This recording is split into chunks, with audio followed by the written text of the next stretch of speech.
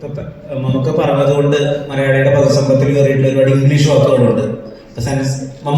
നമുക്ക് പറഞ്ഞതുകൊണ്ട് മലയാളിയുടെ പദസമ്പത്തിൽ കയറിയിട്ട് കുറെ ഇംഗ്ലീഷ് വാക്കുകളുണ്ട്. സെൻസിറ്റിവിറ്റി അല്ലെങ്കിൽ quiet becoming an officer, bloody romantic ഒക്കെ. അപ്പോൾ ഫാക്ടറിയുടെ ഇറങ്ങിയതിനു ശേഷം ആളുകൾ സോഷ്യൽ ഇവാലുവേറ്ററിനെ പറ്റിയിട്ടും പെരിസ്കോപ്പിനെ പറ്റിയിട്ടും സോഷ്യൽ സ്കോറിനെ പറ്റിയിട്ടൊക്കെ അന്വേഷിക്കുന്നു, അറിയാൻ ആഗ്രഹിക്കുന്നു. ഫാക്ടറിയിട്ട് കണ്ടാലും അവർക്കുള്ള ഒരു take away as an information social സ്കോറും സോഷ്യൽ ഇവാലുവേറ്ററും പെരിസ്കോപ്പും ഒക്കെ ആയിരിക്കും. അതെ,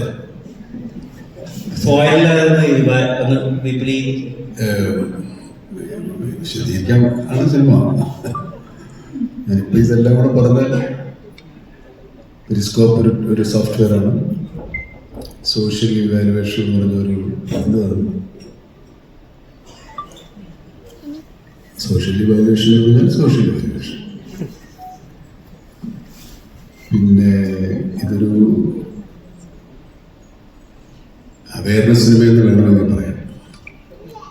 നമ്മൾ അറിഞ്ഞോ അറിയാതെയൊക്കെ നമ്മൾ ഈ ടെക്നോളജിയുടെ ആധിക്യമോ അല്ലെങ്കിൽ അവരുടെ ഒരു അപ്രമാദിത്യം കൊണ്ടോ ഒക്കെ നമ്മൾ സാധാരണക്കാർ പെട്ടുപോകുന്ന ഒരുപാട് അപകടങ്ങളുണ്ട്. പലതും നമ്മൾ കണ്ടതാണ്, നമ്മൾ അനുഭവിച്ചാണ്. പലതും നമുക്ക് നമ്മളെ കൊടുക്കാൻ കാത്തിരിക്കുന്നുണ്ട്. അതിനെക്കുറിച്ചൊന്ന് നിങ്ങളെ ഓർമ്മപ്പെടുത്താൻ വേണ്ടിയാണ് ഈ സിനിമയുടെ കുറേ ഭാഗങ്ങൾ. പക്ഷെ അതിലേക്കുള്ള ശ്രമങ്ങളും എന്ത് കാര്യത്തിനിറങ്ങിയാലും എന്തെങ്കിലുമൊക്കെ എതിർപ്പുണ്ടാകുമല്ലോ, സ്വാഭാവികമായിട്ടും അതും അതിൻ്റെ ഭാഗമാണ്. അങ്ങനെയാണ് ഒരു സിനിമയെ എന്ത് കാര്യത്തിനിറങ്ങിയാലും ഒരു എതിർപ്പുണ്ടാകും. ആ എതിർപ്പിനെ തരണം ചെയ്തുകൊണ്ടുള്ള യാത്രയാണ് സിനിമ. അതിനകത്ത് ഒരുപാട് കഥാപാത്രങ്ങളുണ്ട്. ഈ കഥാപാത്രങ്ങൾ ആരുമില്ലാതെ ഈ സിനിമ മുമ്പോട്ട് പോവുകയോ പൂർണ്ണമാവുകയില്ല. അതുകൊണ്ടാണ് ഇത്രയും ഈ കാണുന്നവരെക്കാൾ അത്രയും കൂടെ നമ്മൾ കാണാത്തവരുണ്ട്, എവിടെയില്ലാത്തവരുണ്ട്. അതാണ് സിനിമയുടെ ഒരു ആത്മകം. അതിനപ്പുറത്തേക്ക് സിനിമ നിങ്ങളുടെ ഭാഷയിൽ പറഞ്ഞാൽ സ്പോയിലറായി പോകും. സ്പോയിലർ ആകാതെ ഞങ്ങളെ കൊണ്ട് എന്തെങ്കിലുമൊക്കെ പറയിപ്പിക്കാൻ പറ്റിയാൽ വളരെ സന്തോഷം. ഇല്ലെങ്കിൽ നമുക്ക് എല്ലാവരും കൂടെ ഇത് കണ്ടു കേട്ട് ഇവിടെ നമുക്ക് പിരിയാം. ഇപ്പോൾ ഇന്ത്യയിലെ ഏറ്റവും രണ്ട് വലിയ പെർഫോമേഴ്സിന് പ്രധാന റോളുകളിലേക്ക് കാസ്റ്റ് ചെയ്യുമ്പോഴും കഥയാണ് നായകൻ അല്ലെങ്കിൽ വിഷയമാണ് പ്രധാനം. എപ്പോഴാണ് അങ്ങനത്തെ ഒരു അവസ്ഥയിലെത്തിയത്? ഈ വിഷയം പറയാൻ ഏറ്റവും രണ്ട് വലിയ പെർഫോമേഴ്സിന് ആവശ്യമുണ്ട്. അപ്പുറത്ത് ഇതിന്റെ ലോഡ് കൂടി ഉണ്ടല്ലോ. ഇവരിൽ നിന്ന് ഏറ്റവും നല്ല ഔട്ട് ഉണ്ടാവണം, ഇവരുടെ ഒരു സ്റ്റാർ ഇമേജിനെ ബാക്കിയുള്ളവർ സാറ്റിസ്ഫൈ ചെയ്യണം, ഇവരുടെ മാർക്കറ്റ്. ഈ പ്രഷറിനെയും ഈ കൊമേഴ്ഷ്യൽ സൈഡിനെയും ഈ കൊമേഴ്ഷ്യൽ വയബിലിറ്റിയും എങ്ങനെയാണ് മനസ്സിലാക്കിയത്? ആ ടെൻഷൻ എത്രമാത്രം ഉണ്ട് ഈ മൊമെന്റിൽ? ഇത് കഥ ഉണ്ടായി കഴിഞ്ഞിട്ടാണ് എല്ലാ പ്രാവശ്യവും ഞാൻ ഒരു ആക്ടറിൻ്റെ അടുത്തോട്ട് പോകുന്നത്, നരേഷനായിട്ട്. ഒരു ചെറിയൊരു ഐഡിയ ആയിട്ട് പോയിട്ടില്ല ഇതുവരെ. അപ്പം അങ്ങനെ ഇതൊരു കഥയുടെ രൂപമായി കഴിഞ്ഞതിന് ശേഷം പ്ലോട്ട് ഡ്രിവൺ കഥയാണെന്നുള്ളത് മനസ്സിലായി. പക്ഷേ ഈ സിനിമ ഡിമാൻഡ് ചെയ്യുന്ന ഒരു സ്കെയിലുണ്ട് ഈ പടത്തിന്. ക്യാരക്ടേഴ്സും കുറച്ചുകൂടെ ഗ്രാവിറ്റി കൂടിയ ക്യാരക്ടേഴ്സാണ്. അപ്പോൾ അതുകൊണ്ടാണ് അങ്ങനെ ഒരു പ്രോസസ്സിലോട്ട്, അല്ലാതെ നമ്മളിത് മനഃപൂർവ്വം ഇതൊരു സ്റ്റാർ സ്റ്റഡഡ് സിനിമയാക്കാം എന്നുള്ളൊരു ധാരണയിൽ തുടങ്ങിയ പടമല്ല. ആദ്യം ഇതിൻ്റെ എന്താ പറയുക, ഒരു രൂപം ആദ്യം ഞാൻ പറഞ്ഞത് നമുക്ക് എടുത്ത് തന്നെയാണ്. അതിനുശേഷം പിന്നീടാണ് ബാക്കി എല്ലാവരും സിനിമയിലേക്ക് വന്നത്. സിനിമയിൽ അങ്ങനെ ഞാൻ ബാക്കി ഇതിനകത്തുള്ള കച്ചവട ചേരുവകൾ എന്തൊക്കെയാണ്, അല്ലെങ്കിൽ അതിൻ്റെ എന്താ പറയുക, അത്തരം കാര്യങ്ങളെ കുറിച്ച് ഞാൻ അങ്ങനെ കൺസേൺ അല്ല. കാരണം ഓർഗാനിക്കലി ഇതിനകത്ത് വന്നിരിക്കുന്ന ചില വിഷയങ്ങളുണ്ട്. ഞാൻ പറയുന്നത് അതിനകത്തോട്ട് കഥയുടെ രൂപത്തിൽ വന്നു പോയിരിക്കുന്ന വിഷയങ്ങളുണ്ട്. അത് തന്നെ ആണ് ഇതിൻ്റെ കമേഴ്ഷ്യൽ ഫാക്ടർ എന്ന് ഞാൻ വിശ്വസിക്കുന്നു. ബാക്കി കണ്ടവരാണ് പറയുന്നത്. Thank you. നമസ്കാരം. ഈ സിനിമയെ ബന്ധപ്പെട്ട് അതിന്റെ സെൻസറിംഗിലേക്ക് വരുമ്പോൾ വില്ലന്റെ പേരുമായി ബന്ധപ്പെട്ട് ചില വാർത്തകൾ പുറത്തു വന്നിരുന്നു. നമ്മുടെ രാജ്യത്തെ രാഷ്ട്രീയ പാർട്ടി നേതാവിന്റെ മകന്റെ പേരുമായി സാമ്യമുണ്ട്, അതുകൊണ്ട് സെൻസർ ബോർഡ് ചെറിയ പ്രശ്നം ഉന്നയിച്ചിട്ടുണ്ട്. അത് പെട്ടെന്ന് പരിഹരിക്കാൻ കഴിഞ്ഞോ? ഇത്തരം ഒരു എഴുത്തുകാരന്റെയോ അല്ലെങ്കിൽ ഒരു സംവിധായകന്റെ ഒക്കെ ചിന്തയിലും എഴുത്തിലൊക്കെ വരുന്ന കാര്യത്തിന് വല്ലാതെ കട്ടുവീഴുന്നുണ്ട് ഇക്കാലത്ത് നമ്മൾ തോന്നലുണ്ടോ? അതിൽ മഹേഷ് ഏട്ടന്റെയും മമ്മൂക്കയുടെയും പ്രതികരണം പ്രതീക്ഷിക്കുന്നു. ഈ പടത്തിന്റെ സെൻസറിങ് ജോലികൾ കഴിഞ്ഞു. അതായത് ഇപ്പൊ പ്രശ്നങ്ങളൊന്നുമില്ല, സർട്ടിഫിക്കറ്റ് കയ്യിൽ കിട്ടാനുള്ള ഒരു കാത്തിരിപ്പ് മാത്രമേ ഉള്ളൂ. ബാക്കി ജോലികൾ കഴിഞ്ഞു. മറ്റു കാര്യങ്ങളെ കുറിച്ച് എനിക്ക് തോന്നുന്നു നിങ്ങൾക്ക് തന്നെ സെൻസർ കാർഡുകളൊക്കെ വന്നു കഴിയുമ്പോൾ നിങ്ങൾക്ക് മനസ്സിലാവും മറ്റു കാര്യങ്ങൾ. പിന്നെ നമ്മൾ ഒരു സിനിമ, കമേഴ്ഷ്യൽ സിനിമ നമ്മൾ തിയേറ്ററിലേക്ക് എത്തിക്കുന്ന ഒരു സിനിമ പറയുന്ന സമയത്ത് നമ്മളുടെ രാജ്യത്തിൻ്റെതായിട്ടുള്ള ചില കാര്യങ്ങൾ നമ്മൾ സൂക്ഷിക്കേണ്ടതായിട്ടുണ്ട്. ഡെഫിനറ്റ്ലി അത് നമ്മളെല്ലാവരും മാനിക്കുന്നു. അത്രയും എനിക്ക് ഇതിനകത്ത് പറയാനുണ്ട്. എന്തെങ്കിലും കാര്യം അത്രയും അത് തന്നെയാണ് സത്യം. Okay, thank you.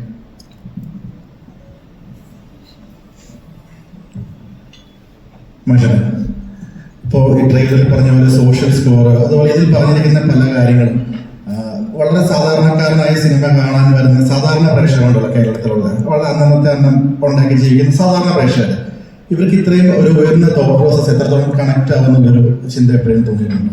ഇവിടെ വന്നിരിക്കുന്ന ഒരു 100% ആളുകൾ ഫോൺ ഉപയോഗിക്കുന്നവരാണെന്ന് തോന്നുന്നു.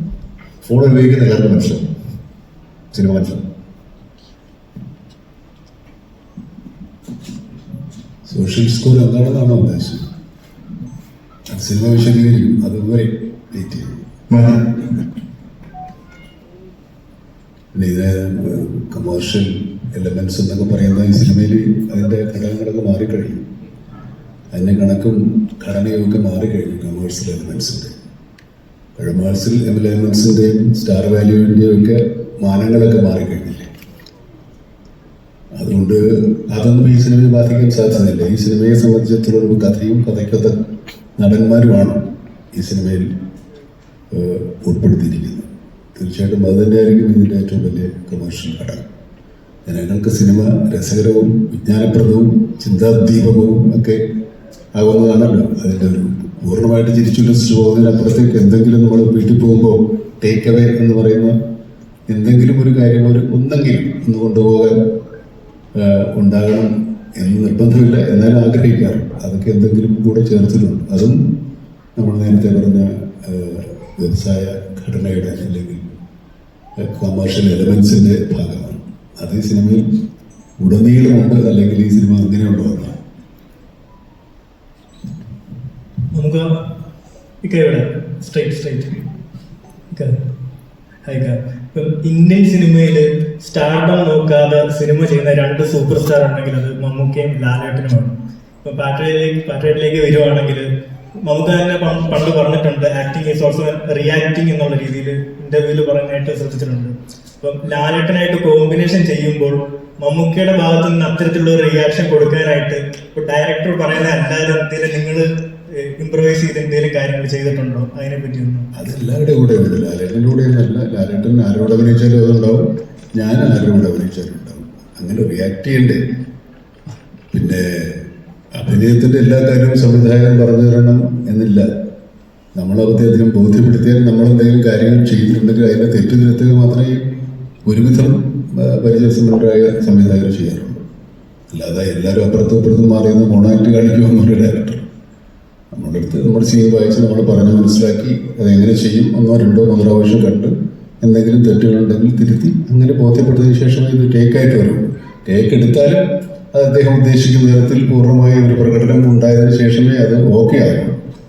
അപ്പം അത് നടന്മാരുടെയും സംവിധായകരുടെയും ഒക്കെ ചുമതലകൾ നിർവഹിക്കലാണ്. പിന്നെ ഞാൻ ഇവിടെ 1, 2 കൂടെ മറുപടി പറയുന്നു. ഇന്നത്തെ പണി തരികയില്ലെങ്കിൽ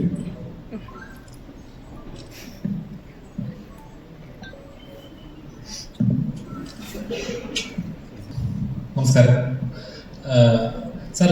സാറിന്റെ എല്ലാ സിനിമകളും എടുത്ത് നോക്കിയാലും സാറിന്റെ എല്ലാ സിനിമകളും എടുത്ത് നോക്കിയാലും എപ്പോഴും ഒരു റിയലിസ്റ്റിക് എലമെന്റ് ഉണ്ടോ? പ്രേക്ഷകനെ കണക്ട് ചെയ്യാൻ പറ്റുന്ന ഒരു ഇമോഷണൽ ഹൂക്കിംഗ് ഉള്ള എല്ലാ എലമെന്റ്സും ചെയ്യുന്ന ഒരു ആളാണ് താങ്കൾ. അപ്പോൾ പാട്രിയറ്റ് നോക്കിയാൽ തന്നെ ഒരു ഡൗട്ടാണ്. അത് ഒരു ആക്ഷൻ അല്ലെങ്കിൽ ഒരു ത്രില്ലർ എലമെന്റ്സ് അല്ലാതെ ഒരു നോർമൽ ഓഡിയൻസിനെ ഇമോഷണലി ഹൂക്ക് ചെയ്യാനുള്ള എന്ത് എലമെന്റ് ആണ് പാട്രിയറ്റിലുള്ളത്? അത് സിനിമ പൂർണ്ണമായിട്ട് കാണുമ്പോഴല്ലേ മനസ്സിലാവുന്നത്. സിനിമ ട്രെയിലർ എന്ന് പറയുമ്പോൾ നമ്മളിപ്പോൾ അതിനകത്ത് ഒരു സിനിമയുടെ മുഴുവൻ കഥയല്ലേ പറയുന്നത്. പിന്നെ ഈ പറഞ്ഞ പോലെ ഈ ഒരു സിനിമ ഒരു ഒരു ഒരു ഒരു പ്രത്യേക സാഹചര്യത്തിൽ ഉണ്ടായിപ്പെടുന്നൊരു സാധനമാണ്. അപ്പോൾ അത് സമൂഹത്തിൽ നടക്കുന്ന ചില വിഷയങ്ങളെ ബേസ് ചെയ്തിട്ടാണ് ഞാൻ പലപ്പോഴും സിനിമകൾ എഴുതിയിരിക്കുന്നത്. അപ്പോൾ അതുകൊണ്ട് തന്നെ ഇതിനകത്ത് അങ്ങനെ ഒരു വിഷയമുണ്ട്. അത് കണക്ട് ആവാനുള്ള വിശ്വാസത്തിലാണ് ഈ സിനിമ എടുത്തിരിക്കുന്നത്. അപ്പോൾ depends on the nature of cinema.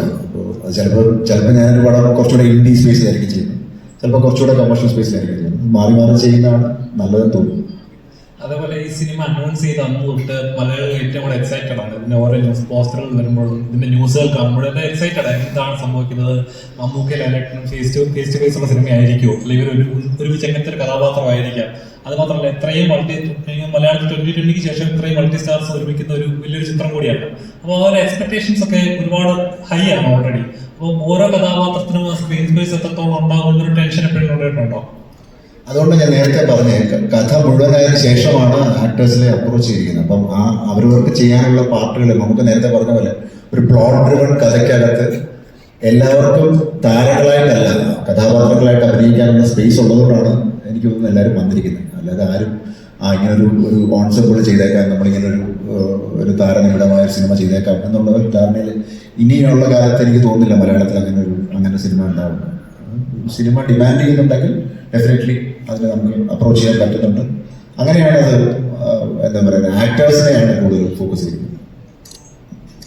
നമുക്ക് ഇപ്പോൾ ഒരുപാട് നാളത്തിന് ശേഷം കാത്തിരിപ്പിന് ശേഷം ഇറങ്ങുന്ന ഒരു ചിത്രം തന്നെ ഏറ്റവും കൂടുതൽ മലയാളികൾ എക്സ്പെക്ട് ചെയ്യുന്ന ഓരോ സിനിമ ഇറങ്ങുന്ന സമയത്തും പറയാറുണ്ട് ഈ മമ്മൂക്ക ലാലേട്ടൻ ഒരുമിക്കുന്ന ഒരു ചിത്രം എന്ന് വരും, അതിന്റെ റിസൾട്ടാണ് മെയ് 1 വരാൻ പോകുന്നത്. എത്രത്തോളം എക്സൈറ്റഡ് ആണ് ഒരു സ്ക്രീനിൽ വീണ്ടും ഒരേപോലെ പ്രേക്ഷകർ കാണുമ്പോൾ ഒരു എക്സൈറ്റ്മെന്റ് ഉണ്ടല്ലോ? അത് നമ്മൾ ഈ പല ഭാഷകളിലും മാസ സിനിമകളിലൂടെ വന്നിറങ്ങാറുണ്ട്, നമ്മളത് കൈയടിച്ച് സ്വീകരിക്കാറുണ്ട്. അങ്ങനത്തെ ഒരു മാസ സിനിമ നമ്മളാരെങ്കിലും അഭിനയിച്ചാൽ നിങ്ങൾ അത്ര കൈയടിച്ച് സ്വീകരിക്കാനില്ല. എന്തുകൊണ്ടാണ്? ഞങ്ങളിൽ നിങ്ങൾ അതല്ല പ്രതീക്ഷിക്കുന്നത് എന്നുള്ള ഒരു കാര്യം കൂടെ ആലോചിക്കണം. ഇതിപ്പോൾ ഞങ്ങൾ രണ്ടുപേരും കൂടെ അങ്ങോട്ടും ഇങ്ങോട്ടും വന്ന് മറ്റേ പടത്തിൽ വന്നിട്ടാണ് ടീം ടൂം എന്നൊക്കെ പറഞ്ഞ് ഡയലോഗ് അടിച്ച് അങ്ങോട്ടും ഇങ്ങോട്ടും 2 ഇടി ഇടിച്ച അവസാനം കെട്ടിപ്പിടിച്ച് മൂന്നാമതൊരാളെ ഇടിക്കുന്ന കഥയല്ല ഇത്. ഞങ്ങൾ രണ്ടുപേരും 2 കഥാപാത്രങ്ങളായിട്ട് അഭിനയിക്കുന്നതാണ്. അതിന് ഈ നിങ്ങൾ പറയുന്ന സ്റ്റാർഡം മറ്റേ കൊമേഴ്ഷ്യൽ വാല്യൂ ഒക്കെ ഉള്ളവർ തന്നെയാണ്. അത് നിങ്ങളുണ്ടാക്കി തന്നതാണ്. പ്രേക്ഷകരാണ് ഈ സിനിമയിൽ ഇങ്ങനെയൊക്കെ അവതരിപ്പിക്കാനും അഭിനയിക്കാനും ഞങ്ങളെ പ്രേരിപ്പിക്കുന്നത്. ഞങ്ങൾ വളർത്തിയെടുത്തു എന്നോ അങ്ങനത്തെ കാര്യങ്ങളൊക്കെ പറയുന്ന കാലം പോയിട്ടോ. നിങ്ങൾ വളർന്നത് കൊണ്ടാണ് ഞങ്ങൾ വളർന്നത്. ഇതേതരം സിനിമകൾ പ്രേക്ഷകർ കാണാൻ മാത്രം വളർന്നിരിക്കുന്നുള്ള ധൈര്യത്തിലാണ് ഇങ്ങനെയുള്ള സിനിമകൾ നമ്മൾ എടുക്കുന്നത്. അല്ലെങ്കിൽ രണ്ടുപേരും കൂടെ നീയാവരുത് ഞാനാവരുത് അതൊക്കെ പറഞ്ഞു വരാം. അങ്ങനെയൊന്നും വരുന്നില്ല. നിങ്ങൾ രണ്ടുപേരും 2 കഥാപാത്രങ്ങളായിട്ടാണ് അഭിനയിക്കുന്നത്. ഒരുപക്ഷെ എന്നെ സംബന്ധിച്ചിടത്തോളം ലാലിനെ സംബന്ധിച്ചിടത്തോളം ഈ സിനിമയിൽ ഞങ്ങൾ ഇത് മുമ്പ് കണ്ടിട്ടില്ലാത്ത കഥാപാത്രങ്ങളായിട്ടാണ് വരുന്നത്. മലയാള പ്രേക്ഷകർക്ക് അധികം പരിചയമില്ലാത്ത കഥാപാത്രങ്ങൾ, പരിചയമില്ലാത്ത കഥാപശ്ചാത്തലമാണ് ഈ സിനിമയിലുണ്ട്. കാരണം നമ്മൾ കുറച്ചുകൂടെ ദേശീയ അന്തർദേശീയ തലത്തിലേക്ക് നമ്മുടെ കഥാപരിസരങ്ങൾ മാറുകയും നമ്മൾ അത്രത്തോളം വളരുന്നു എന്നുള്ളത് തന്നെയാണ് അതിൻ്റെ ഏറ്റവും വലിയ തെളിവ്. അല്ലെങ്കിൽ ഇങ്ങനെ ഒരു സിനിമ എടുക്കാൻ ഇനി മലയാള സിനിമ 10-15 കൊല്ലം കൂടെ കഴിയണം. നമ്മൾ 15 കൊല്ലം മുമ്പിലാണ്, പുറകിലല്ല. അതുകൊണ്ട് ധൈര്യമായിട്ട് ഈ സിനിമ എടുക്കാൻ സാധിച്ചു. അതിന് ഒരുപാട് സപ്പോർട്ട് നമ്മുടെ പ്രൊഡക്ഷൻ സൈഡിൽ നിന്നുണ്ടായി. മറ്റു ടെക്നീഷ്യൻസും ആർട്ടിസ്റ്റുകളും ഇങ്ങനെ ഒരു സിനിമയോട് സഹകരിച്ചു. ഇനിയുള്ള സഹകരണം പ്രേക്ഷകരുടെയാണ്. അത് തീർച്ചയായിട്ടും ഉണ്ടാവുമെന്നുള്ള വിശ്വാസമുണ്ട്.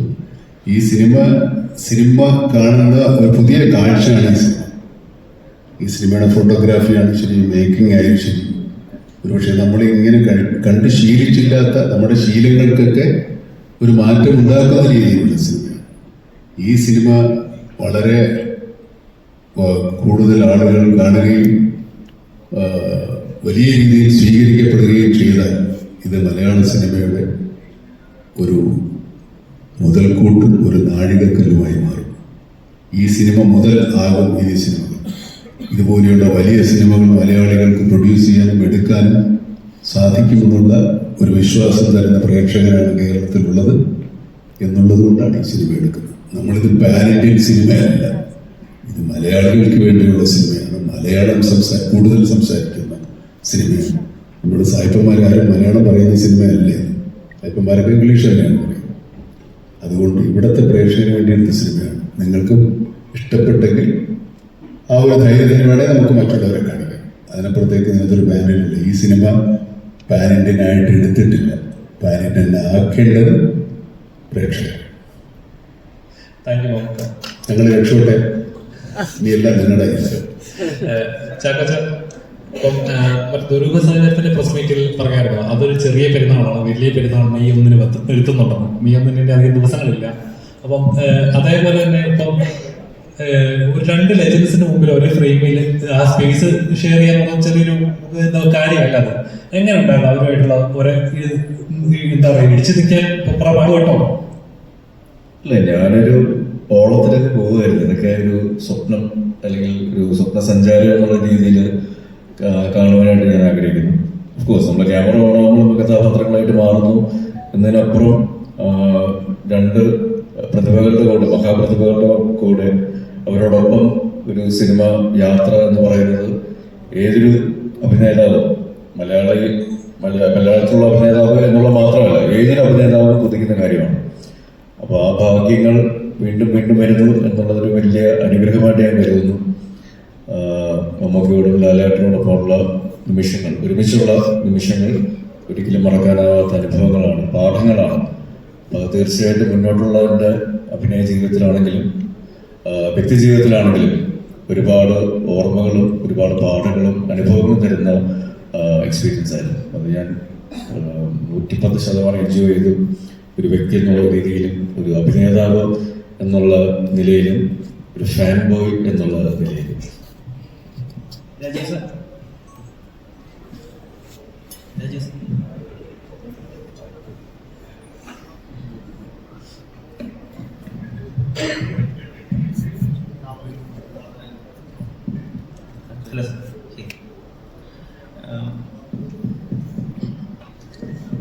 ഡയറക്റ്റ് ചെയ്തിട്ടുള്ള ആളാണ്, ലാലേട്ടനോടൊപ്പം പ്രവർത്തിക്കുകയും ചെയ്തു.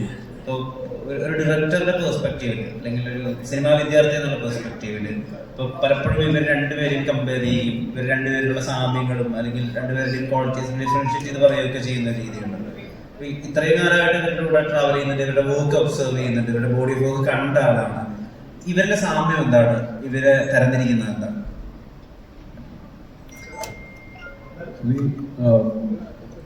സാമ്യം എന്ന് പറഞ്ഞാൽ ഈ ഒരു റോൾ, പലവിധമായ റോൾ കിട്ടിയിട്ട് അതിനെ പെർഫോം ചെയ്യേണ്ടതാണ്. ഒരു ചെറിയ സ്റ്റേജിനുള്ളിൽ ഒരുമാതിരി 500ഓളം പടങ്ങൾ ചെയ്യാന്ന് പറഞ്ഞാൽ ഇറ്റ്സ് നോട്ട് എ ജോക്ക്. അത് നിങ്ങൾ ഇവരുടെ വെറൈറ്റിയാണ്, ഇവർ കൊണ്ടുവരുന്ന variety. The last couple of years, Mammootka has become a, if you compare Indian ഏറ്റവും important actor who's taking risks, whether it's Kathal on one side or Brahmayugam on one side, and putting his own money in all this is വേറെ ആരുമില്ല ഈ റേഞ്ചിൽ ചെയ്യാൻ. At the same time, Mohanlal's is known all over India as the actor who's ഏറ്റവും easy ആയിട്ട് act ചെയ്യുന്ന. ഇങ്ങനത്തെ to retain your enthusiasm is very very difficult. പല ആക്ടേഴ്സും they start as interesting people, ഒരു കാലഘട്ടം ശേഷം they become repetitive and they become caricatures of themselves. ഇത് പല സ്ഥലങ്ങളിലും നടന്നിട്ടുണ്ട്. But I can only say that if Mammootka allows me to use a halal word, he is growing as fine wine, getting better and better.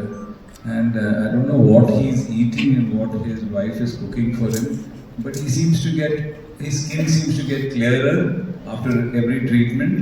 I don't know what he is treating, but he is looking better and better. His hair is glowing, everything is glowing, and inside also it looks like he's got a light inside. And though it's a great thing, because 20 കൊല്ലം മുമ്പിൽ he used to keep ragging me. ഈ ഡ്രസ്സൊക്കെ correct ആണോ, ഞാൻ ഐശ്വര്യ റായുടെ കൂടെ act ചെയ്യുന്ന സമയത്ത് അത് ശരിയാവുമെന്നൊക്കെ. ഇപ്പൊ Aishwarya Rai may be he still looking young. അങ്ങനെ ഒരു ഭയങ്കര ഒരു ചാമാണ്. But also a very sharp intellect and വളരെ പ്രിസൈസ് ആയിട്ട്. I enjoy his interviews. I think Mammootka has become, of late, he has become Saint Mammootka. He is giving a lot of perfect meme bites of knowledge.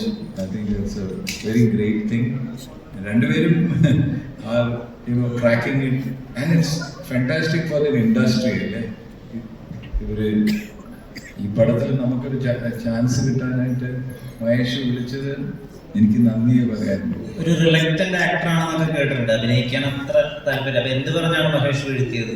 അല്ല, script നമ്മളെ വീഴ്ത്തി. ഇത് purely ഇതാണ്. ഞാനിങ്ങനെ എപ്പോഴും act ചെയ്യാനൊന്നും പോകാറില്ല. Something worth while and the director is worth while, because ഞാൻ 2-3 പടത്തിൽ ആക്ട് ചെയ്ത് ഭയങ്കര കഷ്ടപ്പെട്ടു പോയി. It's a terrible torture. You can shoot a bad scene, but acting a bad scene is very, very bad.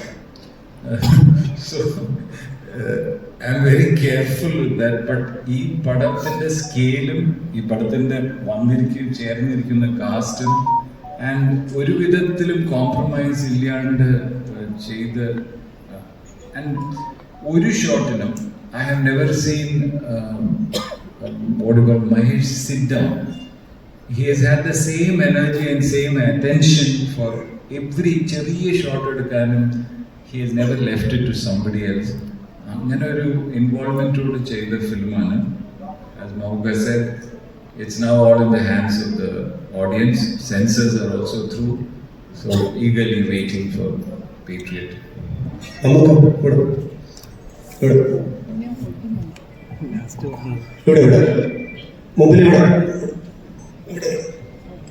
ഇപ്പോ ടെക്നോളജിയിൽ നമുക്ക് ഒത്തിരി മുൻപന്തിയിലുള്ള ആളാണ്. ഇവിടെ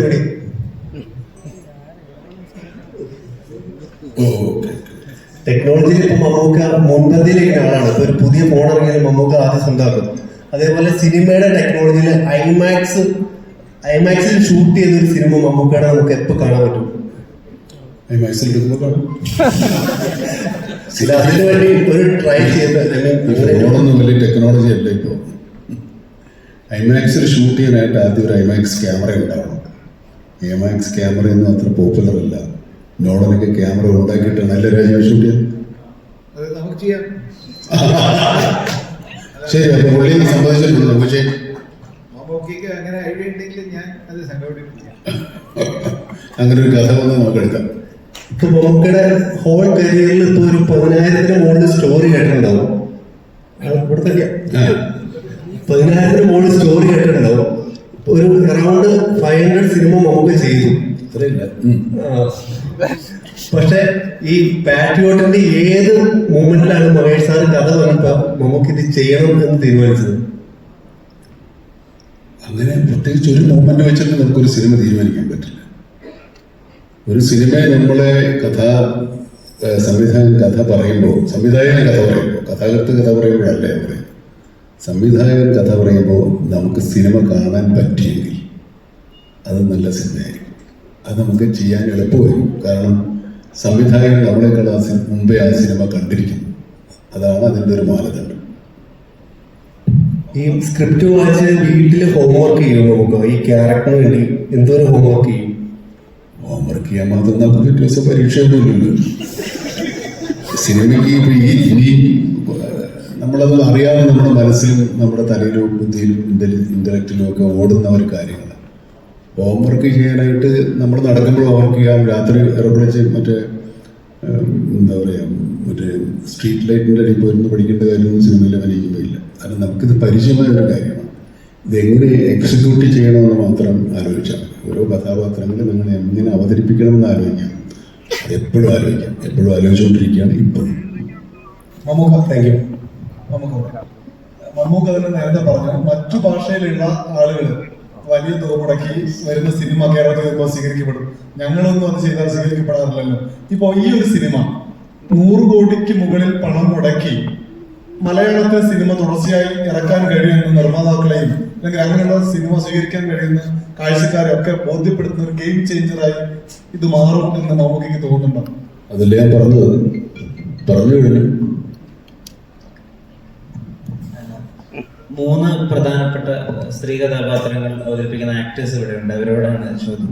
ഈ സിനിമയുടെ വിമൻസ് ഡേ സ്പെഷ്യലായിട്ട് ഒരു പോസ്റ്റർ ഒക്കെ ഇറക്കിയിട്ടുണ്ടായിരുന്നു. സോ ഇത്രയും പ്രധാനപ്പെട്ട 4 സ്റ്റാർസ് ഉണ്ടായിട്ടും ട്രെയിലർ തുടങ്ങുന്നത് 2 സ്ത്രീകൾ സംസാരിക്കുന്നതിലൂടെയാണ്. അപ്പോൾ പാട്രിയോട്ട് എത്രമാത്രം മൾട്ടി ലെയേർഡ് ഡീപ്പായിട്ടുള്ള വിമൻ റെപ്രസെന്റേഷൻ കാണിക്കുന്നുണ്ട്. ആൻഡ് മഹേഷിന്റെ റൈറ്റിംഗിൽ ഇപ്പോഴുള്ള ഒരു ഗ്രേ ഏരിയ ഉണ്ടല്ലോ, നല്ലവരും അല്ല ചീത്തവരും അല്ല, ആ ഒരു അവസ്ഥ പാട്രിയോട്ടിൽ എത്ര മാത്രം സിനിമാറ്റിക്കലി ആ സ്കെയിലൊക്കെ എങ്ങനെയാണ്? മഹേഷിന്റെ എല്ലാ സ്റ്റോറീസിലും ഐ ഓൾവേസ് ഫെൽറ്റ് എല്ലാ ക്യാരക്ടേഴ്സിനും അവരുടേതായ ഒരു ആർക്കും എന്താ പറയുക അവരുടെ ഒരു സ്റ്റോറി ഉണ്ട്. ആൻഡ് അത് ഒരു സീനിലാണെങ്കിലും 10 സീനിലാണെങ്കിലും ആ സ്റ്റോറി നമ്മൾ കാണും. ഇതില് ഈ നമ്മളല്ലാതെ there are lot more women. And കഥ വായിച്ചപ്പോൾ ഞാൻ ആദ്യം ഐ തിങ്ക് മമ്മൂക്ക ഉണ്ടെന്ന് അറിഞ്ഞു. For me that was itself ഇതൊരു വലിയ പടം. അത് കഴിഞ്ഞ് ന്യൂസിലൊക്കെ വായിക്കുമ്പോഴാണ് ഇവരെല്ലാവരും ഉണ്ടെന്നൊക്കെ ഞാൻ അറിയുന്ന മെല്ലെ. അപ്പോൾ അതിൽ ഓരോ പേര് കേൾക്കുമ്പോഴും it was that exciting. And all the women in the film എനിക്ക് പേഴ്സണലി ഭയങ്കര അഡ്മയർ ചെയ്യുന്ന ആക്ടേഴ്സ്. അപ്പോൾ എല്ലാവരുടെയും കൂടെ സ്പേസ് ഷെയർ ചെയ്യാൻ പറ്റിയതിൽ ഭയങ്കര happy. And the film I think you will കാണുമ്പോൾ മനസ്സിലാവും എല്ലാവർക്കും അവരുടേതായ ഒരു സ്പേസ് ഉണ്ട്. നമുക്ക് ഹലോ സാർ, ഞാൻ ഈ സ്ക്രീൻ പ്ലേ ആദ്യം വായിക്കുമ്പോൾ മനുഷ്യനോട് പറഞ്ഞിരുന്നു ഇതിൽ അറ്റാച്ച്ഡ് ആയ ആക്ടേഴ്സിന്റെ പേര് പറഞ്ഞു. പിന്നെ എന്നോട് പറഞ്ഞു പക്ഷേ സ്ക്രിപ്റ്റ് വായിച്ചാൽ മാത്രം കേസ് പറഞ്ഞാൽ മതി. അപ്പോൾ ആ ആക്ടേഴ്സിന് തീരുമാനം എടുക്കാനുള്ള ഫ്രീഡവും സ്പേസും അതാണ് ഏറ്റവും വലിയ കാര്യം. That is what every actor looks forward to. ആ ഒരു സ്വാതന്ത്ര്യവും സ്പേസും വരുന്ന ഒരു ഡയറക്ടേഴ്സിന്റെ കൂടെ വർക്ക് ചെയ്യാനും വളരെ വലിയൊരു ഭാഗ്യം തന്നെയാണ്. ആൻഡ് അത് ഞാൻ ഏറ്റവും കൂടുതൽ ചെറിഷ് ചെയ്യുന്ന ഒരു കാര്യം കൂടെ. ഇത്രയും നല്ല ആക്ടേഴ്സിൻ്റെ കൂടെ എല്ലാം നമ്മൾ കണ്ട് വളർന്ന കുറേ ആക്ടേഴ്സാണ്. കൊച്ചിലെയൊക്കെ ഇവരുടെ സിനിമകളാണ് നമ്മൾ റിപ്പീറ്റഡ്ലി വാച്ച് ചെയ്തത്, നമ്മുടെ ഐഡൽസ് ആയിരുന്നു. അപ്പോൾ അവരൊക്കെ നമ്മുടെ മുമ്പിൽ ഇരിക്കുന്നതും it's a huge deal for all of us. പ്രൊഡ്യൂസറിനോടാണ്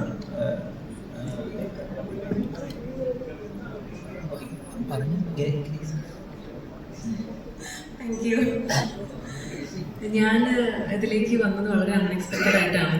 ഞാൻ പാട്രിയോട്ടിന്റെ സെറ്റിൽ തന്നെ മമ്മൂക്കയെ കാണാൻ വേണ്ടി ചെന്നതാണ് ഒരു ദിവസം. അപ്പോൾ ഷൂട്ട് ചെയ്തതിൻ്റെ സമയത്ത് തന്നെ മഹേഷേട്ടൻ ഇങ്ങനെ ക്രോസ് ചെയ്ത് പോയി. ഞാനെന്താ എവിടെയെന്ന് ചോദിച്ചു. ഞാൻ മമ്മൂക്കയെ കാണാൻ വന്നതാണ്. ശരി പറഞ്ഞു പോയി. കുറച്ച് കഴിഞ്ഞ് വീണ്ടും മഹേഷേട്ടൻ വന്നിട്ട് ഇങ്ങനെ എൻ്റെ മാറ്റി നിർത്തി ചോദിച്ചു, ഇതൊരു ചെറിയ ക്യാരക്ടർ ഉണ്ടെന്ന് ചെയ്യാമോ എന്ന് ചോദിച്ചു. അപ്പോൾ ഞാൻ ചേട്ടാ നോക്കാമല്ലോ എന്ന് പറഞ്ഞു. അദ്ദേഹം പിന്നെ അടുത്ത വർക്കിലേക്ക് ജോയിൻ ചെയ്തു. പിന്നെ മമ്മൂക്കയുടെ കൂടെയും അന്നച്ചേട്ടൻ്റെ കൂടെ ഇത് സംസാരിക്കുന്ന കൂട്ടത്തിൽ അന്നച്ചേട്ടൻ ഇങ്ങനെ വീണ്ടും പറഞ്ഞു, ലിസിനോട് ഇങ്ങനെ മഹേഷ് ആ ക്യാരക്ടറിൻ്റെ കാര്യം പറഞ്ഞിട്ടുണ്ട്, നമുക്ക് ചെയ്ത ക്യാരക്ടർ പിന്നെ പർട്ടിക്കുലർ ക്യാരക്ടർ. അപ്പോൾ നമുക്ക് പറഞ്ഞു അതവിടെ ചെയ്തോളൂ എന്ന് പറഞ്ഞു. അങ്ങനെയാണ് ഞാൻ ഈ സിനിമയിലേക്ക് വരുന്നത്. ഭയങ്കര അൺഎക്സ്പെക്റ്റഡ് ആയിരുന്നു. എനിക്ക് പിന്നൊന്നും അതിൽ നോക്കേണ്ടി വന്നില്ല. ഐ വാസ് ലൈക്ക് ഇതൊരു വലിയൊരു ഓപ്പർച്യൂണിറ്റിയാണ്. എനിക്ക് കൂടുതലും കോമ്പിനേഷൻ ഉണ്ടായിരുന്നത് മമ്മൂക്കയുടെ ലാലേട്ടൻ്റെ കൂടെയാണ്. വളരെ ചെറിയൊരു ക്യാരക്ടറാണ്. But thank you so much Mahesh ചേട്ടാ എന്നെ വിളിച്ചതിലും. ചെറുതാണെങ്കിലും അതിനുള്ളൊരു സ്പേസ് ഉണ്ട്. ഏതൊരു ക്യാരക്ടറിനും റൈറ്ററും ഡയറക്ടറും അല്ലെങ്കിൽ ബാക്കി എല്ലാ ക്യാരക്ടേഴ്സും വരുമ്പോൾ ഉണ്ടാകുന്ന ഒരു ഇമ്പാക്റ്റ് എന്ന് പറയുന്നത് ഭയങ്കര വലുതാണ്. I am so grateful and thank you so much. പ്രൊഡ്യൂസറിനോടാണ് ചോദ്യം. അനിൽ സർ, ഇപ്പോൾ ഇത്രയും വലിയൊരു പ്രൊജക്റ്റ് മൗണ്ട് ചെയ്യുമ്പോൾ ഇതിൻ്റെ കോണ്ടന്റ് ആണ് ഏറ്റവും വലിയൊരു പ്രതീക്ഷ. ഈ സ്റ്റാർ കാസ്റ്റും ഉണ്ട്. ഏതാണ് ഏറ്റവും അധികം ഇത്രയും വലിയൊരു പ്രൊജക്റ്റ് എൻ്റെ മുതൽ മുടക്ക് നടത്തുമ്പോൾ ഒരുപാട് ചിന്തകൾ ഉണ്ടാവില്ല, അതിൽ എന്തിനാണ് ഏറ്റവും അധികം സ്വയം കോൺഫിഡൻസ് നൽകുന്നത്?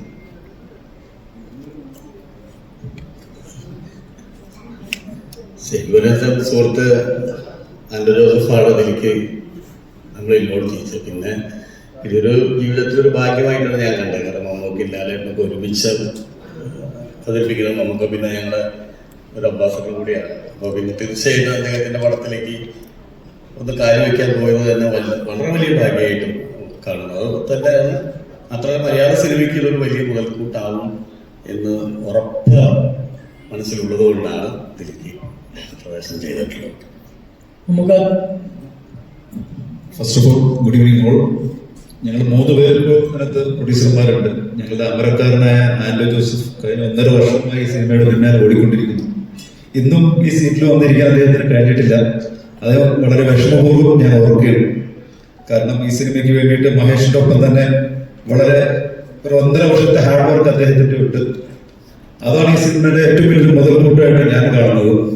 പിന്നെ മമ്മൂക്ക, ലാലേട്ടൻ ഇവരെല്ലാം അടങ്ങുന്ന ഒരു സിനിമയിൽ ഈ ജന്മത്തിൽ അങ്ങനെ ഒരു സിനിമയുടെ ഭാഗമായത് വലിയൊരു ഭാഗ്യമായിട്ട് ഞാൻ കാണുന്നു. നമുക്ക് മഹേഷ് രണ്ടുപേരോട് കൂടിയാണ്. നമുക്ക് അവിടെ ഞാനും കൂടെ പറയാം. എനിക്ക് തോന്നുന്നത് ഞാനാണ് ഈ സിനിമയുടെ കഥ നമ്മൾ 3 പേരിൽ ആദ്യം കേൾക്കുന്നതെന്ന് എനിക്ക് തോന്നുന്നു. ബോംബെയിൽ വെച്ച് 3 മണിക്കൂറോളാണ് കഥ പറയുന്നത്. ഞാൻ സിനിമ പോലും 3 മണിക്കൂർ വേഷം ഒരുമിച്ച് കാണുന്നത് കുറവാണ്. പക്ഷെ അത് കേട്ടപ്പം അന്ന് ഈ പറഞ്ഞ പോലെ നമുക്ക് ഇങ്ങനെ കൃത്യമായിട്ട് ഇത്ര കാര്യങ്ങൾ പറയുന്നത് എനിക്ക് പലപ്പോഴും അത്ഭുതം തോന്നുന്നൊരു കാര്യമാണ്. അതായത് ഈ കഥ പറയുന്ന സമയത്ത് അന്ന് നമ്മൾ ചില കാര്യങ്ങൾ നമുക്കറിയാം, വേയിച്ച് കെട്ടിയാൽ മുളച്ചിരിക്കുന്നു പറയില്ലേ. പക്ഷെ ഈ സിനിമ മമ്മൂക്ക, മോഹൻലാൽ അങ്ങനെയുള്ള വലിയ വലിയ നമ്മുടെ ലാലേട്ടൻ, മമ്മൂക്ക അങ്ങനെയുള്ള വലിയ പടങ്ങൾ ചെയ്യണം എന്നുള്ളൊരു ഇതിൽ ചെയ്തൊരു പടമല്ല. ഇതൊരു കഥ വന്നു, അത് മമ്മൂക്കയ്ക്ക് ഇഷ്ടപ്പെട്ടു. അന്ന് എനിക്ക് വന്ന ലാലേട്ടന് പകരം സുരേഷ് ഗോപി അല്ലേ സാറായിരുന്നു. അങ്ങനെ ഇരിക്കുന്ന സമയത്ത് പിന്നീടാണ് ആദ്യം എൻ്റെ അടുത്ത് വന്നെങ്കിലും അന്ന് ഞാൻ ആലോചിക്കാമെന്ന് പറഞ്ഞു. പിന്നെ ഇവർ കണ്ടില്ല. ഒരു 1.5 മാസം കഴിഞ്ഞപ്പോഴത്തേക്കും എൻ്റെ അടുത്ത് വീണ്ടും ആൻഡ്രൂ ഭായ് വന്നിട്ട് പറഞ്ഞു, സലീം ഭായ് ഉണ്ട്, സുഭാഷ് ഭായ് കൂടെ കൂടുന്നു, ലാലേട്ടനും സിനിമയുടെ ഭാഗമാകും.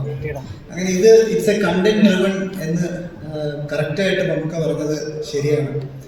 ബാക്കി പിന്നീട് ഈ പടം തന്നെ വലുതായി വരികയാണ്. അപ്പോൾ ഓബിയസ്ലി എൻ്റെ ഫസ്റ്റ് പടമാണ്, ഞാൻ പ്രൊഡക്ഷൻ്റെ ഭാഗമാകുന്ന ഫസ്റ്റ് പടമാണ്.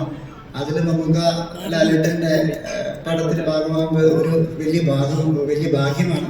പക്ഷേ ഈ പടം നാച്ചുറലി വലുതായതാണ്. അല്ലാണ്ട് ഈ ഓരോ ആക്ടേഴ്സും അവർ പറഞ്ഞു കണ്ടന്റ് ഡ്രിവണായിട്ട് വന്നതാണ്. അതുകൊണ്ട് so I think it's A naturally grown content driven movie. Let's see what happens when the movie is released. Thank you. നമുക്ക് ഹലോ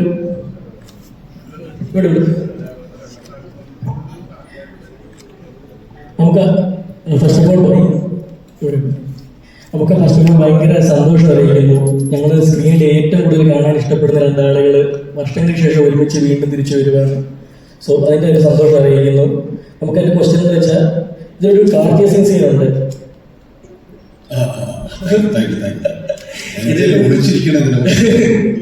ഇതൊരു കാർ ചേസിംഗ് സീൻ നമ്മൾ പോസ്റ്ററൊക്കെ കണ്ടിരുന്നു. അപ്പൊ അതിനെപ്പറ്റി ഒരു രൂപമൊക്കെ വന്നിരുന്നു. അതായത് നമുക്ക് ലാലേട്ടന്റെ കാലിനാണ് ഹോൾഡ് ചെയ്തിരുന്നത് ആ സീനിനകത്ത്. അപ്പൊ ആ ഒരു സീനിന്റെ എക്സ്പീരിയൻസ് ഒക്കെ ഉണ്ടായിരുന്നു. ഇതിനെപ്പറ്റി അതിന്റെ ലാലേട്ടന്റെ കാലിനാണ് നമുക്ക് ഹോൾഡ് ചെയ്ത് നിന്നത്. അതായത് ആ കാർ ചേസിംഗ് സീനിനകത്തെ ഈ ഡോർ സൈഡിലൂടെ കാല് ഹോൾഡ് ചെയ്യുന്നില്ല, ഒരു റൂമിലൊക്കെ പുള്ളി 3 കോടി വെച്ചിരിക്കുക. പുള്ളിയാണ് 3 കോടി വെച്ചിരിക്കുന്നത്. ഇത് മനസ്സിലായില്ല എന്താ ചോദ്യം? ആ ഒരു ഫൈറ്റ് സീൻ, ചേസിംഗ് സീൻ ചെയ്ത എക്സ്പീരിയൻസ് ഒക്കെ ഉണ്ടായിരുന്നു. ആ ഒരു ചേസിംഗ് സീൻ ചെയ്ത എക്സ്പീരിയൻസ് ഒക്കെ ഉണ്ടായിരുന്നു. ചേസിംഗ് സീൻ വണ്ടി ഓടിക്കുന്നത് ചാക്കോച്ചൻ. ഞങ്ങൾ രണ്ടുപേരും ഞാൻ അവശന പുള്ളിയുടെ കാലം ചെയ്യും. അപ്പൊ ചേസ് ചെയ്യുന്ന മുഴുവൻ വലിയ ഹീറോസ് കാണിക്കുന്നത് ചാക്കോച്ചോട് ചോദിക്കുക എങ്ങനെയുണ്ട് എക്സ്പീരിയൻസ്. ഞങ്ങൾ രണ്ടുപേരും പാസഞ്ചേഴ്സ്. സത്യം ചോദിച്ചു നോക്കും.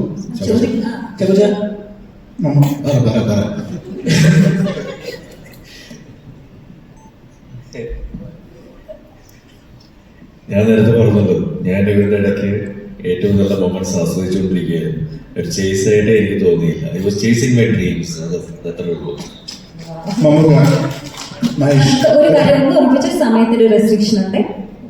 ഒരു ചോദ്യം മഹേഷ്, നമുക്ക് രണ്ടുപേരും ഒരുമിച്ച് നമ്മൾ ഓരോ കാര്യം ജഡ്ജ് ചെയ്യുന്നത് കാഴ്ചയിലൂടെയാണ്. ഇപ്പം സച്ചിൻ തെണ്ടുൽക്കർ വലിയൊരു ക്രിക്കറ്ററാണ് നമ്മൾ കണ്ടു മനസ്സിലാക്കിയത്.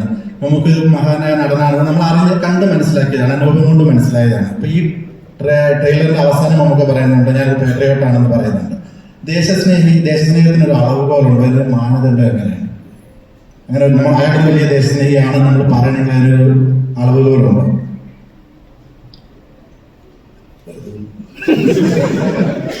അത് ഓഡിയൻസിനോടുള്ള ചോദ്യമാണ്. ആക്ച്വലി അത് പടം കണ്ടു തീരുമ്പം മനസ്സിലാക്കണം വെദർ ഈസ് എ പേട്രിയറ്റ് എന്നുള്ളത് ഒരു ക്വസ്റ്റ്യനാണ്. അത് ക്വസ്റ്റ്യനായിട്ട് തന്നെയാണ്. അത് ആൻസർ ചെയ്യേണ്ടത് പ്രേക്ഷകർ. ദേശാഭിമാനി, രാജ്യസ്നേഹി എന്നൊക്കെ പറഞ്ഞ് ഒരുപാട് വ്യത്യസ്തമായ വാക്കുകളുണ്ട്. അതിലേതാണ് ഇതിന് അർത്ഥമാക്കുന്നതെന്ന് സിനിമ കാണിച്ചത്. ഒരു മറുചോദ്യമായി അങ്ങോട്ട് തന്നു. സമയമുള്ളതുകൊണ്ടാണ് എന്നോട് തോന്നരുത്. ഇനി ആക്ച്വലി സ്പീക്കിംഗ് ആ സൈഡിലേക്ക് നോക്കുകയാണെങ്കിൽ 3 ഹാൻസം ഗൈസ് ഇവിടെ ഇരിക്കുകയാണ്. I hope the character speaks loud in the movies, all 3 of yours, but still ഇങ്ങനെ ഒരു വേദിയിൽ നിങ്ങൾ സംസാരിക്കാതെ പോകുന്നത് നമ്മൾ സമ്മതിക്കില്ല. So I would love to request. അധികമായിട്ടൊന്നും പറയാനില്ല. Thank you so much for coming today. എല്ലാവരും നമ്മൾ സപ്പോർട്ട് ചെയ്യാൻ. ഇതൊരു ആക്ടറെ സംബന്ധിച്ച് എനിക്കൊരു ഡ്രീമാണ്. കാരണം ഈ പടത്തിൽ എന്നെ കാസ്റ്റ് ചെയ്തത് സിനിമ സ്റ്റാർട്ട് ചെയ്ത ശേഷമാണ്. അപ്പോൾ ഈ പടം അനൗൺസ് ചെയ്ത സമയത്ത് MMMN എന്നാണ് ടൈറ്റിൽ എടുത്തിരുന്നത്. അപ്പോൾ എൻ്റെ ഫ്രണ്ട്സിൻ്റെ ഒരു അയച്ചു കൊടുത്ത് ഇങ്ങനത്തെ ഒരു മൂവി ഉണ്ട്, നമുക്ക് എല്ലാവരും വീണ്ടും ഒരുമിച്ച് സിനിമ അഭിനയിക്കാൻ പോകണമെന്ന് പറഞ്ഞിട്ട് ഞാൻ ഭയങ്കര ഹാപ്പി ആയിരുന്നു. ഒരു ജസ്റ്റ് ആസ് എൻ ഓഡിയൻസ്. പക്ഷേ ഇതിൽ എന്നെ കാസ്റ്റ് ചെയ്യാൻ ഒരു ക്യാരക്ടറെ വിളിച്ചപ്പോൾ ഇതിനേക്കാൾ ഒന്നുമില്ല. അപ്പോൾ താങ്ക് യു സോ മച്ച് മഹേഷേട്ടാ, എൻ്റെ ചേട്ടൻ, നമുക്ക് എല്ലാവരും താങ്ക് യു. എല്ലാവർക്കും നമസ്കാരം. നമ്മളെല്ലാവരും പറയുന്നുണ്ട് ഈ മൂവി ഒരു ഡ്രീം കം ഷൂ ആണെന്ന്. അതിൽ ഒരു കാരണം എന്താണെന്ന് വെച്ചാൽ ഞാൻ കുഞ്ഞിലെ കണ്ടു വളർന്ന ഒരുപാട് ഇംഗ്ലീഷ് മൂവീസ് ഉണ്ട്. അതേപോലെ ഒരു എക്സ്പീരിയൻസ് ആയിരുന്നു എനിക്ക് മൂവി. ബിക്കോസ് 1.5 വർഷം എടുത്ത് ഷൂട്ട് ചെയ്യും. നമുക്ക് മാസം 2-3 ദിവസമൊക്കെ വർക്ക് ഉണ്ടാവും. പക്ഷേ വേറെ രാജ്യങ്ങളിലാണ്. നമുക്ക് വീട്ടിലൊക്കെ പറയാൻ ഭയങ്കര അഭിമാനമായിരുന്നു. ഞാനിപ്പോൾ അസർബൈജാനിൽ, ഇപ്പോൾ ഞാൻ ശ്രീലങ്കയിൽ, ഞാൻ വീണ്ടും ശ്രീലങ്കയിലെത്തി, ഹൈദരാബാദാണ്. പിന്നെ ഞാൻ പറയുന്നത് നമ്മൾ ബോവൻ ഐഡന്റിറ്റി ഒക്കെ ഇല്ലേ, അതൊക്കെ കാണുന്ന ഒരു എക്സ്പീരിയൻസ് ആയിരുന്നു എനിക്ക് ഈ സിനിമയിൽ അഭിനയിക്കും. ഇത് ഇത്രയും വലിയൊരു സിനിമയുടെ ഭാഗമാകാൻ പറ്റുക ഗ്രേറ്റസ്റ്റ് ടീമുണ്ടാവും. മഹേഷ് ആസ് എ ഡയറക്ടർ മാത്രമല്ല, മനുഷ്യരുടെ 2ാമത്തെ മൂവി ചെയ്യുന്നു. ഗ്രേറ്റസ്റ്റ് ആക്ടേഴ്സ്, ഗ്രേറ്റസ്റ്റ് ക്രൂ, ഇവരുടെയൊക്കെ ഇപ്പോൾ എൻ്റെ ഭാഗമാകാം. ഓരോ ചെറിയ എക്സ്പീരിയൻസും നമുക്ക് വലിയ എക്സൈറ്റ്മെന്റ്. ഉദാഹരണത്തിന് ഇവിടെ ഒരു കസേരയിൽ എൻ്റെ പേരുണ്ട്. ഞാൻ ഇരിക്കുന്ന ഇത്രയും വലിയ ലെജൻഡും എൻ്റെ പേരിൽ എനിക്കൊരു കസേരയുണ്ട്. അപ്പോൾ അത് ഉൾപ്പെടെ ഒരു വലിയ എക്സ്പീരിയൻസ് ആയിരുന്നു മൂവി. ഇനി ഇത് ഏറ്റവും വലിയ സക്സസ്ഫുൾ മൂവി ആവുമെന്ന് പ്രാർത്ഥിക്കുന്നു. Thank you. എല്ലാവർക്കും നമസ്കാരം. ഒരുപാട് കാര്യങ്ങൾ പറയാനുണ്ട്, പക്ഷെ എനിക്ക് കുറച്ച് സമയത്തിൻ്റെ പരിമിതി കാരണം എന്താണ് പറയേണ്ടതെന്ന് എനിക്ക് പെട്ടെന്ന് മനസ്സിലാവുന്നില്ല. പക്ഷെ ഈ സിനിമയിലേക്ക് വന്നതിനെ കുറിച്ച് ആദ്യം പറയാം. മാലിക് എന്ന സിനിമയിൽ ഫ്രെഡി എന്ന് പറഞ്ഞിട്ടൊരു റോളിലാണ് ഞാൻ ആദ്യമായിട്ട് സിനിമയിൽ കമേഴ്ഷ്യൽ സിനിമയിലേക്ക് വരുന്നത്. അത് മഹേഷേട്ടനാണ് എനിക്ക് ആ റോൾ തരുന്നത്.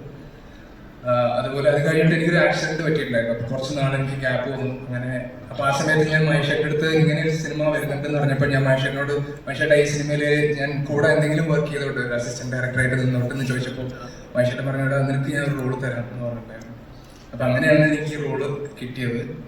അപ്പോൾ ഇത് മാലിക് OTT റിലീസ് ആയതുകൊണ്ട് ഇപ്പൊ ഈ സിനിമയാണ് എൻ്റെ മലയാളത്തില് തിയേറ്ററിൽ റിലീസ് ആവാൻ പോകുന്ന ആദ്യത്തെ സിനിമ എന്ന് ആലോചിക്കുന്നത് തന്നെ എനിക്ക് തീർത്താത്തീരാത്ത ഒരു നന്ദിയും കടപ്പാടുമാണ്. കാരണം ബീങ് എ മലയാളി, ഞങ്ങള് മലയാളിയായിരിക്കുക എന്ന് പറയുന്നത് തന്നെ എനിക്ക് ഏറ്റവും കൂടുതൽ അഭിമാനം തോന്നിയിട്ടുള്ള കാര്യം മമ്മൂക്കയും ലാലേട്ടനും നമ്മുടെ ലോകത്തിന്റെ ഭാഗമായിട്ട് ഇവിടെ ഇരിക്കുന്ന ഈ ലോകത്ത് ചെറുപ്പം തൊട്ട് ഇവരെ കണ്ട് വളരാൻ പറ്റി എന്ന് പറയുന്നതാണ് എനിക്ക് ഏറ്റവും വലിയ ഭാഗ്യമായിട്ട് തോന്നിയിട്ടുള്ള ഒരു കാര്യം.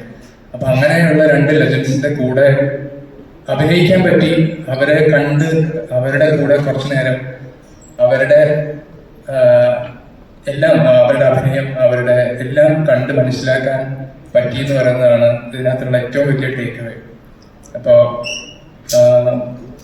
എല്ലാവരും മഹേഷേട്ടനോടും ഇതിൻ്റെ പ്രൊഡ്യൂസറിനോടും മമ്മൂക്കയോടും ലാലേട്ടനോടും എല്ലാവരോടും തീർത്താത്തീരാത്ത നന്ദി മാത്രമേ ഉള്ളൂ.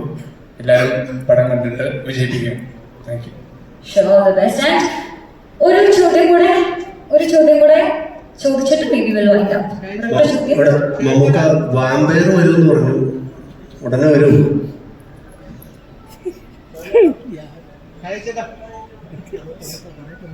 ഈ ഒരു 1.5 വർഷത്തെ മമ്മൂക്കയുടെ വാമ്പയർ വരുമെന്ന് പേടിക്കട്ടെ, കുറച്ചുകൂടെ കഴിഞ്ഞിട്ട് വരും. ഞെട്ടിക്കൂ.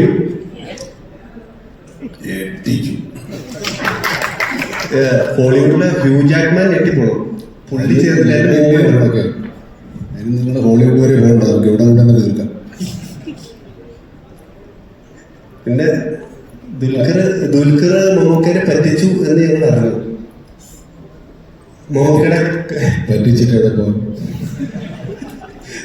അപ്പൊ ലോകയില് ഞാൻ പറ്റിക്കും. കഴിഞ്ഞ ഒന്നുമില്ലേ? ഇത്ര ദരിദ്രമാണ്, ചോദ്യങ്ങളില്ല. നമുക്ക് ഒരു ചോദ്യമുണ്ട്. ചോദിച്ചത് പറഞ്ഞാൽ ചോദ്യം കൊണ്ട് തന്നെ അറിയില്ലേ? ഇല്ല, ഇന്നോ രണ്ടോ കൂടെ ആവും, അല്ലെങ്കിൽ ഇത് വെളിപ്പാക്കി. നല്ല ചോദ്യം. ഫാഫ ഇപ്പം നോക്കിയാൽ ഇന്ത്യ മൊത്തം അപ്രീഷിയേറ്റ് ചെയ്യുന്ന അത്തരത്തിലുള്ള ഒരു ആക്ടറാണ് ഫഹദ് ഫാസിൽ എന്ന ആക്ടറിനെ ഇന്ത്യ മൊത്തത്തിലുള്ള ഒരു പുള്ളിയുടെ ആക്ടിങ്ങിന് പ്രേസ് ചെയ്യുന്നുണ്ട്. ഇപ്പം നമുക്ക് ആണെങ്കിൽ എന്റെ അറിവ് ശരിയാണെങ്കിൽ ഫാഫ കംബാക്ക് നടത്തിയപ്പോൾ റീ എൻട്രി നടത്തിയപ്പോൾ മമ്മൂക്ക ചാപ്പാക്കുരിശിന്റെ ഫസ്റ്റ് ഷോട്ട് എന്തോ കണ്ടിട്ട് ആദ്യം പറഞ്ഞ സംഭവം ചെക്കൻ കാലനാണ് എന്നുള്ള രീതിയിൽ പറഞ്ഞു എന്ന് ഒരു ന്യൂസ് കേട്ടിട്ടുണ്ട്. അത് സത്യമാണെന്ന് അറിയത്തില്ല. ഓക്കെ, അപ്പം ഫഹദ് ഫാസിലായിട്ട് ഈ സിനിമയിൽ 2 ലെജൻസ് വർക്ക് ചെയ്യുന്നുണ്ട്. നമ്മള് ഇത് രണ്ടാമത്തെ സിനിമ, മൂന്നാമത്തെ സിനിമ പറ്റിയ ഈ ഒരു സിനിമയിലേക്ക് വരുമ്പോൾ എങ്ങനെ ഉണ്ടായിരുന്നു? ചാക്കോച്ചനുണ്ട്,